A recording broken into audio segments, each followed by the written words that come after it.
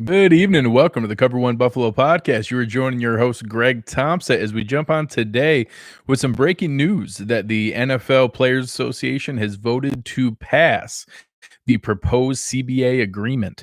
We'll get into that, the impact on the Buffalo Bills, everything else going on here. First, I want to do a reminder to make sure you're checking out everything going on at cover1.net. A lot of awesome stuff, great activity in the premium Slack channel. Obviously, the world around us is changing right now. Again, as I talked about last show, I'm not going to go into great detail about the coronavirus and all the things going on around there. You guys are coming here to get your minds off of those realities of the real world. I'll just ask everyone to please take things seriously. Please listen to the guidance that's coming out. Take care of each other. Be safe. Take care of your family. Check in on your friends. Check in on your loved ones. Check in on your elderly neighbors. Be responsible and considerate. And this may be a long road, but we'll be in it together. We're going to be here to be able to talk about football and talk about fun things that we can get our minds back to once the realities of the real world have subsided. So hopefully we'll be able to do that here. And again, come on over, take a look at everything we have going on at cover1.net. We're going to be here for you guys with a safe and healthy distraction from everything else that's going on around you. So first, we're going to start with the CBA. Obviously, there's a lot of things that have been out there talking about it. And the idea was that the players were willing to trade a couple things. I think two things, in my opinion, they gave up was the 17th game as a regular season game. It was actually a swap of a preseason game, but everybody knows nobody played in that fourth preseason game. And locking up 10 years worth of term. Now, some people thought that was too much to give up and they should have got more back. In exchange, they got several things. They got a significant raise in minimum contracts. They got additional health benefits, additional pension, additional coverage on the pension for players who were not previously covered. They got an increase from 47% up to 48% in the revenue share, which could be billions of dollars with how much money is out there. They get an additional 0.5% up to 48.5% when it goes into that 17th game. And there's a lot of things that were going back and forth. And I think for anyone who doesn't work in a job that involves a union or representation of that nature, collective bargaining is never a perfect agreement. There's always some give and take. Both sides always have things they wish they would have gotten. I think this was reasonable in the way that they did it. Ron in the chat is bringing up additional roster sizes. There are more jobs coming with this from a practice squad standpoint. And then I'm still reading a little bit on how the actual roster size works. I think it's kind of a go-between of the practice squad and calling the guy up for up to 2 games that can be a 54th or 55th guy. I don't think it's 55 spots all season long. It's kind of like the September call-up in baseball or the limited redshirt rule in college where you can play some and still maintain practice squad eligibility. So we'll see how that goes. But there are 2 additional practice squad spots. And then in 2022, 2 more up to 14. On the game day roster, I believe there's 2 additional spots, although one has to be an offensive lineman. Every team can now carry a 8th game day offensive lineman. That was often an issue where you saw multiple guys get hurt and people having to go back into a game when they were injured. That's not great for player health. So that's another one. 48 where 47 regular game day spots and a 48th one if it's an 8th offensive lineman, which obviously every team will do. That would be, the difference of rather than most teams carrying 7, where we might have had just Ike Botger and Spencer Long, or just Spencer Long and Ryan Bates, or just Spencer Long and Lader and Waddle. You could now have 3 backup linemen available to you. So that's valuable. Overall, the biggest thing in the short term, I don't think any of those things dramatically impact the Buffalo Bills. I'll talk a little bit about how I think the 17th game is going to go. I've seen a proposal kicked around that I went into a little bit more detail on. So I'll get to that here in a bit. But I don't think any of the other things dramatically change it. I think that when you have a front office that you have a great deal of confidence in, like we obviously do with Brandon Beane, Joe Shane, Gray, Morgan, Gain, all the different guys that they have in that brain trust, having more roster spots is a positive when you think your guys are going to make better decisions than other teams. So I'll take it. There's going to be more cap space. Beane has us in a really good spot from that standpoint. So that's a benefit. One of the short-term things that I wrote about in an article and talked about in a show a little while ago was some of the almost bad luck that could have happened if we went into this final year of the CBA. Some people have heard me talk about the 30% rule. Well, what happened was they built in some kickers in the final year of the CBA, which was 2020 here, if we didn't get an extension, that would have kicked in final year provisions. And the final league year meant that, hey, we don't know if there's going to be football next year, so you can't kick the can down the road on any contracts. It meant you couldn't do any, hey, $1 million salary in 2020 and then a $10 million salary in 2021, kicking that can down the road, because in theory, that season might not come. So I get why it was there. The bad luck portion of it is if you had a rookie at the end of their rookie deal in 2020, like, Trey White, Matt Milano, Dion Dawkins, all of a sudden you couldn't just give them a regular extension. So you would have had to have torn up that final year of their rookie deal, given them a huge salary raise, and do the extension. So a kind of sneaky benefit for the Bills in extending this is now they get the normal provision, and are able to move through that, very logically and in a normal fashion. And there's a few examples out there of different guys who have already done this, but the Bills are now going to be able to take advantage of, Matt Milano, Dion Dawkins. Their final salary here is $1 or $2 million. You can give them a huge signing bonus. You could sign Dion Dawkins for 5 years and $75 million. You could give him $20 million of that up front. Well, that's only a $4 million cap hit this year because it's prorated $5 million or $4 million over each of the 5 years. And then we still get him for the cheap $1 million salary now, and it's a much lesser impact. And then next year, the bigger salary kicks in. That's how extensions should work. We're going to be able to do that now. I don't think it's a direct correlation. I don't think they had them all teed up, and now we're going to tomorrow see it, announced. But I do think the order that Bean talked about it is that if free agency goes on as normal, which I think it's possible we see a deferment here, and then the draft happens as normal, which again, it's possible we see a deferment here. But let's see those things happen. I think in May, similar to when we did Jerry Hughes extension last year, we're going to start seeing those announcements. I think Milano and Dawkins are the most likely. I think the team wants Trey White's extension very badly, and it'll be interesting to see, do they get that lined up as quickly as what we saw with the other two because of the 5th-year option in place? I think they're going to want to do that. And then I also hope that we see it with Jordan Poyer. I think that he going into age 30, I think there's a couple additional complications there, but I'd like to see that done because I think he's valuable. I think it's the least likely of the four if they're going to kick one can down the road to a potential transition tag, franchise tag, or negotiation next year. I think that's possible. So now going back to one of the questions that came up, the 17th game, I actually had an idea that I've been kicking around, and I think it makes some sense. If they're going to go forward with this, rather than just having a random rotation, I always thought that it would be kind of neat to have a built-in rivalry with the NFC. I thought that would be kind of a cool way to go about it. You play the same team every other year. I think you're able to go in and be able to review, those kind of fan bases going against each other, and that, the teams building up some animosity and having the game matter, where, some of them are very logical, and you can have Miami play Tampa every year. You can have, Jacksonville play Carolina. You can have Houston play Dallas. You can have the Chargers play the Rams. There's a lot of them that fit really, really well. Maybe Buffalo would play Detroit every year, and it would just alternate back and forth, or, maybe Chicago, maybe Minnesota, some team in the same general Great Lakes area. And I think that you could build in a lot of rivalries to do that and have that 17th game make sense. I think you need to be careful with the 9 home games versus 8 away games. And a way to do that is by having one whole conference have all the home games that year. So the teams within that conference fighting for a playoff spot all have the same amount of home versus away. Then the next year it would flip to the AFC, and all the AFC teams would have home games. So all the teams going for the AFC playoff spot would have a home game that year. And that in this theory, Buffalo would host Detroit, and then Detroit would host Buffalo, and the Patriots would host the Giants, and then the next year the Giants would host the Patriots. And you'd be able to go back and forth and have some balance to be able to do that. Now, I've heard a couple different ideas. Some people threw out some things like rotating at an international spot. I think people maybe overestimate how many of those there are.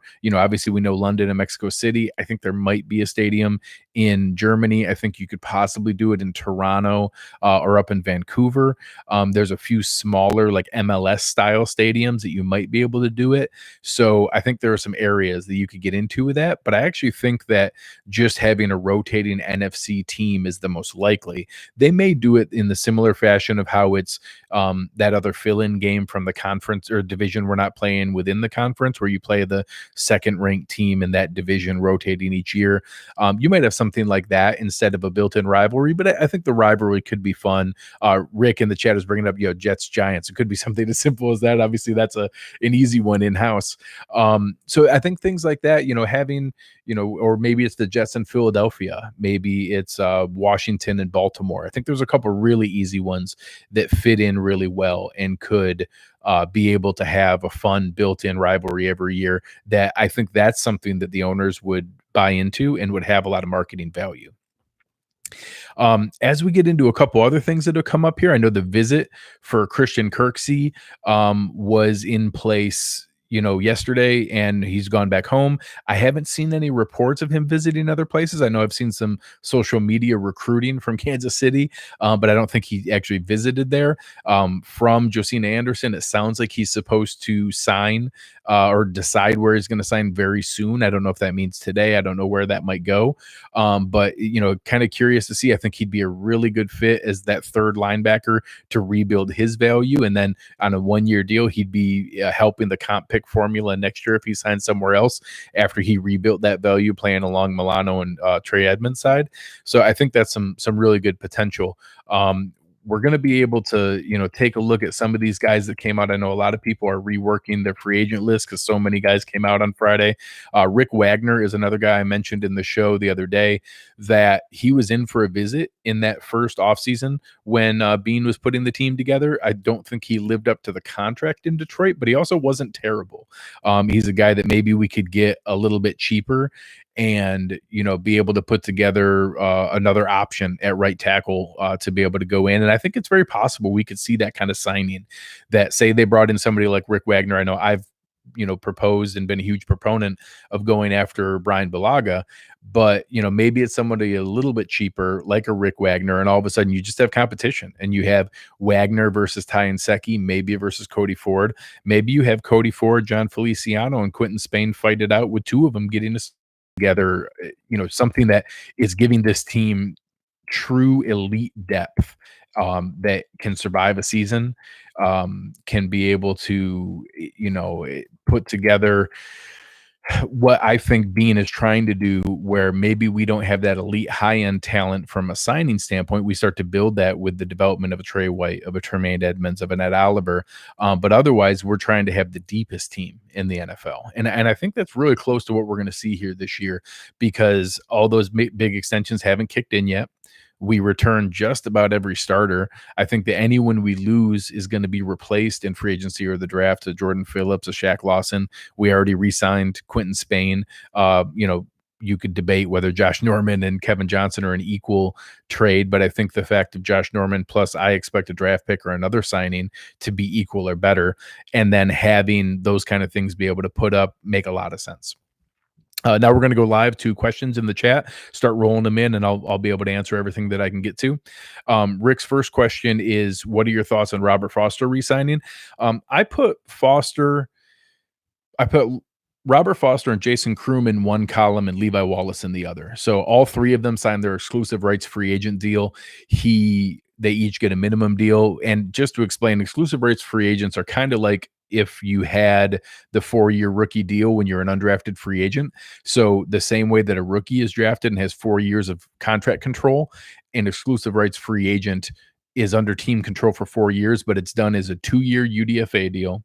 1 year as an exclusive rights free agent and 1 year as an RFA, a restricted free agent. So basically 1 year team options, but it's the same contract control for 4 years as though he was an extra 7th round pick. So all three guys were brought back, which makes sense. They're minimum deals. There's no risk. You can cut them with 0 dead cap. I put Levi Wallace as a roster lock. He's not a starting lock, but you're not going to give up a guy like that who's cheap depth with 2 years of starting experience. That's really valuable.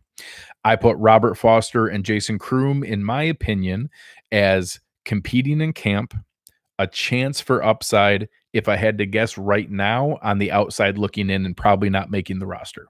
I don't know that that's a guarantee. That can change. We obviously also saw some flashes at the end of that rookie year from Robert Foster, and then a pretty poor second year with some special teams upside. If he hangs on as that sixth guy because of the special teams ability, I could see that. Right now, I would guess Robert Foster doesn't make the roster because I expect a free agent signing and 2 more draft picks. And I expect some really good guys like Robert Foster, Duke Williams, and Isaiah McKenzie to maybe all not make the roster because we added so much talent. So we'll see, or they're all competing for one roster spot. That's a good question. Joaquim's our man Storm is going in and asking about what does Ngakoue change based on Calais Campbell being traded to the Ravens. So one, the Calais Campbell trade was interesting. I know some fans are like, oh man, why didn't Bean do that? Well, first, a couple things. The Ravens have a hole at defensive tackle. They have some cap space, and they can afford to take that on. He's $16 million at 34 years old. There are some players I'd be willing to do that with, but I don't know if the defensive tackle is where I'd want to spend $16 million on a 34-year-old guy. If we were taking a big swing on an older player on a 1-year deal, I'd trade for AJ Green pretty cheap. I'd trade for, maybe a Chandler Jones pretty cheap. There's some different positions I'd give up a big contract to take on. I don't know if I'd do it at defensive tackle. But Calais Campbell's a stud. So I get that. I think that Calais Campbell leaving helps Jacksonville create the cap room to make it more likely that they keep Yannick Ngakoue. That hurts my soul. I'd love to go after Yannick Ngakoue. I don't think we're going to give up the draft pick plus the $100 million deal that he's going to want. So this makes it even less likely. If they moved on that $16 million for Campbell and now have room to sign Ngakoue, I think they're in pretty good shape. I'll be surprised if they move on now. That was a big domino for them. So if anything, maybe it makes it more likely there's a tag and trade for Matt Judon if Baltimore's taking on $16 million of Campbell, but they have room to do both, so it's certainly possible. Nick Lowe is asking if Trey White's going to break $20 million. I don't think so. That's a big number. The highest rookie or the highest cornerback contract right now is 15.25 with Xavier Howard out of Miami, or Xavier Howard. And I do think it can get to 16, 16 and a half, 17, 17 and a half, 18. And I think that's the kind of escalator you see as Trey White, Jalen Ramsey, Marlon Humphrey, Marcus Lattimore, all those guys come up for signings all at the same time. So if Trey ends up at 17 and a half, I'm good. 18 million, I'm fine. He deserves to be one of the highest paid corners in the league. I just don't know exactly where that falls, but I don't expect it to get to 20. Steve Coleman was asking, what are the new cap space for the CBA? So the official salary cap for 2020 is $198.2 million. All the calculations that I had been doing and the guys over the cap, I talk a lot with, Mike Giannitti at Spot Track and Jason and Brad over at Over the Cap. We were all using 199 flat as the estimate. So it was only $800,000 less.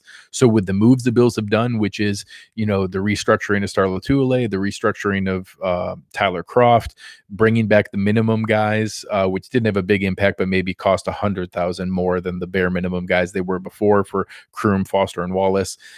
Signing of Quentin Spain, the signing of Josh Norman, all those together, I have the Bills at $72 million in cap space. Obviously, we got to wait for the details to come out on Quentin Spain.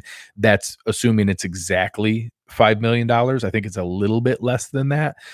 So 72, maybe 73 million, but it's that ballpark. So we'll see where that ends up going. The next question from Dan Garris was, do you see the Bills making any significant moves on the O-line and free agency or just depth acquisitions? I talked about that a little bit with the Rick Wagner signing. I'd love to see someone like Brian Bulaga. I don't think that Jack Conklin is even better than those two guys, let alone worth the 15 to 18 million that's rumored he's going to get. That's crazy to me. I think he's good. I don't think he's special. He doesn't deserve to be paid there. Brandon Scherf has been brought back. Joe Thuney is maybe the biggest name out there from an O-line standpoint. That would be cool. I'd be a little surprised if we pay a guard $13 million, which is about what he's estimated at. I'd love to see someone, an older guy who can come in on a short-term deal like Balaga or Wagner that really helps solidify that and let Ford compete at guard. That would be my ideal scenario. I think we probably are looking for maybe a notch below there and a guy who can come in and compete overall. But we'll see where that goes. I do expect there to be talent added at the O-line, so we'll see where it goes beyond that. The next question, scrolling down here, we've got, how would you feel if we got Trent Taylor? I think that that's certainly an interesting name to be able to look at. There's a couple different guys that are out there. Could Foster take McKenzie's role? I don't know if I would describe it that way. They're different players. I think, let's talk about this differently. So Andre Roberts, Duke Williams, Isaiah McKenzie, Robert Foster. They're all four very different players. They are all going to be watching the draft very, very carefully. If Duke Williams is watching the draft, he's going to be real nervous if we draft Michael Pittman or Chase Claypool. If Isaiah McKenzie is watching the draft and we draft KJ Hamler, Henry Ruggs, Brandon Ayuk, he's going to get real nervous. Same thing, Brandon Ayuk or KJ Hamler can return kicks. That's going to make Andre Roberts real nervous. Robert Foster needs to be nervous in general. I think he's pulling up the rear out of that group. So, I think that there's a possibility, and don't get me wrong, if Robert Foster somehow rekindles that magic that he found at the end of that rookie season, I'd be happy. I think we would have seen a flash of it last year, and we just didn't. He played a lot of snaps for catching 3 balls all season, and I just don't see it. You talk about even the extended, dress rehearsal he got in that 17th game against the Jets. Duke Williams was getting open more than he was. Robert Foster is a much better athlete than Duke Williams. He should have been getting separation. Duke Williams was the one getting open and getting the ball. So I think we've seen the last chance for Robert Foster. It's not zero. There's a chance he could, find a way to rebuild that, but I just don't know that I see it. Another question from Dan: does Josh Norman compete for the number 2 cornerback spot or number 3? It's $6 million. He's obviously competing for that number 2 spot. I think if I had to guess, we see a 2nd or 3rd round draft pick for corner. Maybe Bryce Hall, maybe Michael Ujumudier, maybe Damon Arnett, someone in that range. Then I think that it's an open competition between Josh Norman, Levi Wallace, and Bryce Hall. We have a lot of depth. We have a lot of possibility. I don't know that we see a lockdown 100% snap starter no matter what. I could see a rotation and keeping guys active. That's great depth if we have 2 guys and say we have Bryce Hall and Levi Wallace backing up Josh Norman. That means that if we see anybody that he loses a step, you can take him out immediately and have a really good backup for it. So I think he's competing for a starting spot. I don't know if I'd bet on him winning right now. I need to see him in training camp and see if we can rekindle a little bit of that Carolina Josh Norman, or if what we saw in Washington wasn't just the coaching staff and wasn't just the bad environment and all those kind of in bad scheme fit. It was really him losing his skill. We'll find that out pretty quickly, in my opinion. The next question, what veteran do you see them bringing in to take Frank Gore's spot? We've had this question coming around a lot. So one, I don't like paying running backs. I have no interest in signing. I know Derrick Henry's a stud. Obviously, with the news of Ryan Tannehill getting a monster extension, he just got 4 years, $118 million with $62 million guaranteed from the Titans. That's a lot of money. The man just got $30 million a year. The Titans are obviously now going to franchise tag Derrick Henry now that they reached that agreement there. Melvin Gordon's out on the market. I don't see that. Kenyon Drake, I think, is going to get too much money. When you get into that veteran, next tier, similar to the $2 million we signed Frank Gore to last year, I'd even go up to $3 or $4 million. You're talking about guys like Jordan Howard. You're talking about your Carlos Hydes. You're talking about Isaiah Crowell, CJ Procise. There's a lot of lists that are out there of that kind of tier of running back. I think we see one of those guys. And then I think we see another running back drafted in the 3rd to 5th round in that ballpark. So if you're telling me next year we're looking at a backfield of Devin Singletary, Jordan Howard, and Zach Moss, or you're talking about a backfield of Devin Singletary, Carlos Hyde, and Cam Akers, I'm ecstatic. I think that's really talented. I think that's really deep. I think that works in today's NFL. I don't mind if Devin Singletary is getting 60% of the carries. I don't want him to get 100%. I want 60, 30, 10 between three talented guys. TJ Yeldon's still on the roster too and going to be fighting for that pass catching third down role. So we'll see where that goes. But I do think there's some options to bring in for a guy who's more talented now than Frank Gore was. Frank Gore is an all-time great, NFL running back and a great career, but very obviously at 36 going into 37, he doesn't have it anymore. Next question. Do I think Shaq is good as gone, Mr. Mysterio? I do think that Jordan Phillips is going to be gone. I think that it's maybe less than 50-50 that Shaq Lawson is back. I don't know that it's completely closed out. Some guys who have some connections with his agent and with some context, both Sal Capaccio and Pat Moran, were saying he's absolutely going to test free agency, and it's likely that he's going to look elsewhere, but it's not a closed book. He's open to coming back. It's just if his agent thinks there's more money out there than what he's going to get, he's going to sign that. So I've been saying all along, if we can pay Shaq Lawson as a great run defender who's a rotational defensive end with a little bit of pass rush, I'm good, because that's what he is. If somebody's out there who thinks that they scouted him coming out of Clemson, and after 4 years and seeing his career best year in a contract year where he played his best and got 6.5 sacks, if you're going to pay him thinking that there's some sneaky 15 sack guy hidden in there, I just don't see it. So, God bless him. If somebody goes and gives him 3 years, $33 million or 10 plus million a year, that's awesome. I'm really happy for him. He's a good guy. I'd love to have him back in Buffalo. I want him back at Buffalo at 3 years, $24 million. I'll pay him $7 or $8 million. I know Spot Track estimates it at 7. Over the Cap estimates him at 6. I'll go up to 8. I don't mind going an extra $1 million to keep a good guy here in town. And then maybe we go get a pass rusher like a Robert Quinn or Dante Fowler or Marcus Golden. I think that's a great pairing. A guy who can be really good off the edge on third downs with a guy who's a strong run defender on first and second down. And then Shaq can actually kick into 3-tech on third down to be able to bring some pass rush to the floor there. But I'd much rather go that direction than overpay Shaq just out of fear of losing him. So we'll see where that goes. Daniel, do I think that the Bills extend Jordan Poyer? If I had to guess, he's the least likely of that group. They've invested draft picks each year in Saran Neal and Jaquan Johnson. I think we see another one here. They've done a lot of scouting on Kyle Duggar and Jeremy Chin. I think that out of any of those guys, he's the most likely that we let him play out this season and then see where it goes, maybe use a transition tag or a franchise tag. I like Jordan Poyer. I think he brings a lot of good energy here. He was one of the first big signings of this team in this regime, and I think he's earned a big raise. So I think he's going to get paid by someone. I hope it's Buffalo. If you, really push me for an answer right now, I'd say it's less than 50-50. I'd guess that it's more likely that he just plays out this year and then leaves than gets the extension.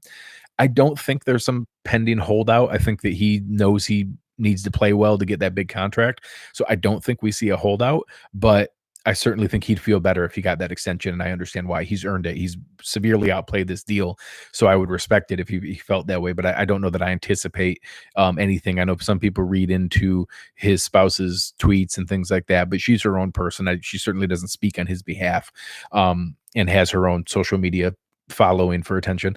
So I don't think people who are trying to connect that, I think, are reaching a little bit. But the idea that we may have one more year of Jordan Poyer and then he may go elsewhere is real.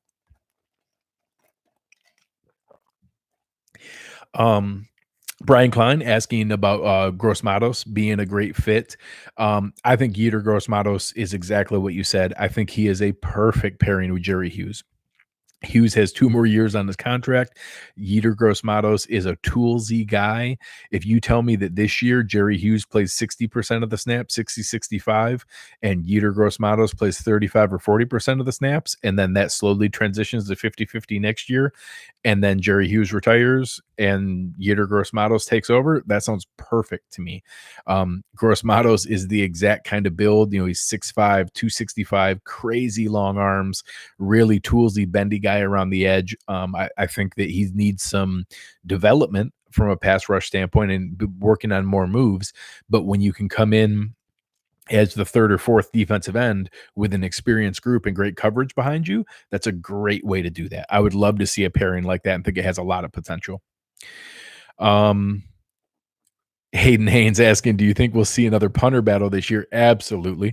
I 100% think that, one, we already have a little bit of it. They brought in the Norwegian Kari Vedvik, who was a bad place kicker, but an okay punter. Both Vedvik and Corey Bojorquez are a bit more volatile than what I would like as a punter. So I actually am a big fan of going and drafting Mann out of Texas A&M or Michael Turk out of Arizona State. I'd rather invest a 5th or 6th round pick. We have 2/5 and 3/6. And those are the kind of picks that I'd like to see them invest in, a guy that can be here for 4 years as a punter and then extend beyond that. Obviously, if he does well, both those guys have cannons for legs. I actually like Turk a little bit more, although Mann, I think, is rated a little bit higher by most places, but pretty neck and neck for those top 2 spots. I actually think that we'll see a draft pick there, even though you normally don't. We'll go with just a couple more questions here. And I know that I mentioned this early. If I had to rank the player extensions from most to least likely or most important, obviously Trey White's the most important. He's the most talented player on our team. You need to extend him. The 5th-year option gives a little bit of wiggle room. I think it's 95% plus that Trey White is extended in Buffalo and here for the long term. I think it's 50-50 whether that happens this offseason or next offseason. I don't think it's a guarantee it happens this offseason. I'd like it to, just I think that's for the Bills' benefit, but I don't think that means he's not going to be here just because they're waiting and he wants to be the highest paid corner above those other guys, and that's okay. I'm okay paying him the most of any cornerback. I do think Milano and Dawkins are both very likely this offseason. I think Dawkins is most important because left tackle is more important than your second linebacker. I think we could replace that more easily. I want both of them, and I think both of them stay. And then Poyer is third because I think with the way our secondary is, how talented it is, having Jaquan Johnson, Dean Marlowe, Saran Neal, maybe a draft pick like Chin or Duggar this year, you could get by easier without him, even though I'd like to keep him. Just a couple more things here. A question on Laviska Shenault. I don't asking if he's out of the picture or a reach in the first round. He certainly has an injury history. I think that his talent is a top 15 player. Then the injury history brings it down a little bit. Then when you add in a historically deep wide receiver draft, what I think his challenge is going to be is that I think there are 3 top wide receivers, then a group of 6. I think he's in that 6. I think that you have Jefferson, you have Ayuk, you have T. Higgins, you have Shenault, you have Denzel Mims, you have some really talented players, and that he's in that mix, and that a team that checks out his medical and gives him the thumbs up and says, hey, I think we're good here, he could go in that range. Now, I'd feel a lot better if we got, Clavon Chason or, I don't know, Tristan Wirfs or some, really easy stud at 22. And then Shenault was falling and we traded up from 54 to 45 to get him and gave up a 4th or a 5th and a 6th or something like that to move up a little bit. I think that would make me happier to get Shenault because he was the last of that 6 that was left rather than the first of that 6 that's off the board. But I honestly feel that way with any of them. I'd be happy trading up or waiting till 54 to get Jefferson, to get Denzel Mims, to get T. Higgins, to get Brandon Ayuk, Jalen Reagor, any of those guys. I think they're all pretty equal and really, really talented and could be a wide receiver 1 in the future. So I'm okay waiting and just getting one of them that's falling a little bit. And that fits Brandon Beane's MO in that he waits for talent tiers and then goes up and snags the last guy. Go look at the tackles who are drafted after Cody Ford. Look at the tight ends who are drafted after Dawson Knox. Look at the linebackers drafted after Tremaine Edmonds. There was a material drop off in talent. So he's shown a propensity to be able to go up and snag that kind of guy when he sees a talent tier falling off. Last couple questions here. Being able to look at a guy out there that I think can be like Jordan Phillips that we could bring in. There's a name that I really like. So obviously some people have connected Vernon Butler because of the Carolina connection, and that makes sense. I think he's certainly in the running for that. I don't think it's out of the question that maybe some of the more veteran guys looking to do one more season with the team with a good defense and that they think they can make a playoff run with, like an Ndamukong Suh or a Gerald McCoy. I actually don't think that's out of the question. It depends on what they think their price tag still is. The name that really intrigues me is Malik Collins. He's a guy who's been really good in Dallas. Dallas is about to give out a lot of money with guys needing, they already way overpaid Zeke. Their offensive line's crazy expensive. They have Jalen Smith and, Leighton Vander Esch coming up pretty soon. They're going to have to give huge deals to maybe Byron Jones and then figuring out what to do with Dak Prescott and Amari Cooper. I think Malik Collins is a guy who could fall through the cracks and normally would have been re-signed there. He's a really good 3-tech. I think he'd be a great pairing with Ed Oliver with his development and be able to bring in a nice punch when Oliver's off the field. I think he'd be my wish list pick for a replacement for Jordan Phillips at maybe a better price tag, even though he might be as good or better of a player. All right. One last question here. Am I predicting DN, cornerback, wide receiver, things like that in round 1 or round 2? I really want one of the top tiers of talent. If you could tell me we can get one of those top 3 receivers, top 2 defensive ends, top 4 offensive tackles, top 2 cornerbacks, I just want one of those guys to fall. So whether that ends up being, Tristan Wirfs, Jedrick Wills, Andrew Thomas, Mekhi Becton, whether that ends up being Clavon Chason, it's obviously not going to be Chase Young. If you're telling me we can get, Christian Fulton or CJ Henderson, it's not going to be Okudah. We can get Jerry Jeudy, CeeDee Lamb, Henry Ruggs. I want one of those elite talents. I think it's very possible that all of those guys go in the top 20. And that's when I really hope we see Brandon Beane trade down for the first time. We haven't seen that yet. I think that would be a really good way to maximize value, trade down, still get one of those same guys in the late 30s or early 40s, plus pick up an extra second round pick. So you're telling me that, I know one trade that was kicked around was maybe we give up our 1st and 4th to Kansas City for their 31 and 62. I think that you could then walk away with, Denzel Mims at 31 and, move up a little bit there, maybe Yetur Gross-Matos there at 31. And then you still get a Jalen Reagor or a Denzel Mims and you get a Bryce Hall and you get a Kyle Duggar, and getting 3 of those talents in what I think is a pretty even tier between 20 and 60. I think there's a really deep group in that pocket. I'd love to see a move like that where you walk away with 3 of those guys instead of just 2. All right, last one here. Andy Falcons asks, what if the Bills traded up for Chase Young? I don't know. You guys would have to tell my kids about it because I would die. I would pass away from a heart attack immediately. That is the kind of absolute perfect world scenario. I was joking about like a Mike Ditka, Ricky Williams. Would I trade every single draft pick of all 9 for the number 2 pick to get Chase Young? And it's shocking how close the answer is to yes. I don't know if I would. 9 picks altogether is a lot, but pressure like a Chase Young that I think can beat one-on-one pressure, can create a game-wrecking presence by themselves. All of a sudden, Ed Oliver gets fewer double teams. We maximize the value of these last 2 years of Jerry Hughes' contract where he's getting secondary pressure. It makes our incredible coverage of our back 7, which is already the best in the NFL. Is a reason we've had the top pass defense here. It certainly isn't because our game-wrecking pass rush. It's because we have phenomenal pressure or pass coverage. It's easier to do that when you have a game-wrecking presence up front, when you have that third and long late in the game when you need to close it out. I think adding a dominant number 1 game-wrecking pass rushing presence is the number 1 need, even more so than wide receiver. And I know wide receiver sexier and flashier. I think that could have the difference between this being a really, really good defense and being a historically elite defense and having a season that could truly be special and be something to see each year with, bringing back, we're bringing back 10 out of 11 starters. We're bringing back, 12 out of the top 15 contributors. And that's assuming with Zoe's retirement and losing, Jordan Phillips and Shaq Lawson. I think we're going to replace them with really talented guys. And I think we're going to do a lot. So in reality, I don't think we'd give up what it would take to go get Chase Young, but would be my ideal perfect world scenario. So, again, as we talked about last time, as I touched on a little bit up in the opening today, there's a lot of scary information out there about this coronavirus. I'm just like the rest of you guys. I don't know what to believe. I don't know where this falls between horrifying and just really scary.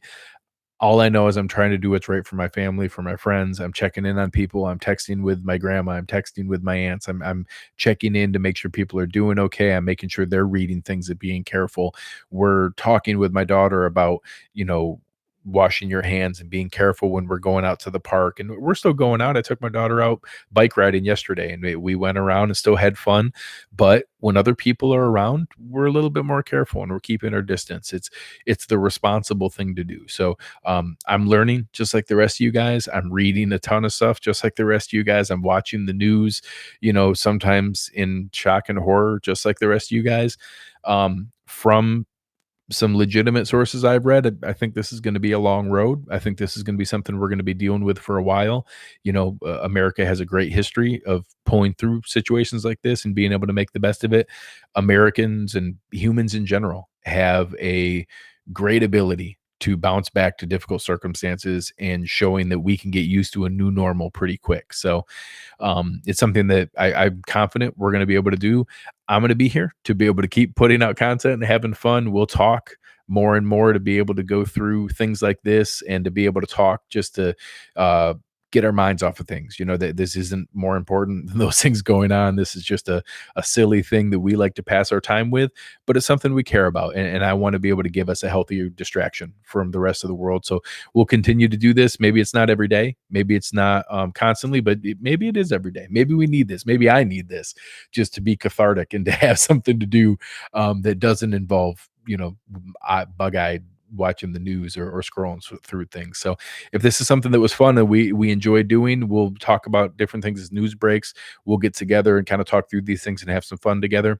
The chat was awesome tonight. This was a lot of fun. Really appreciate everything you guys are doing here together.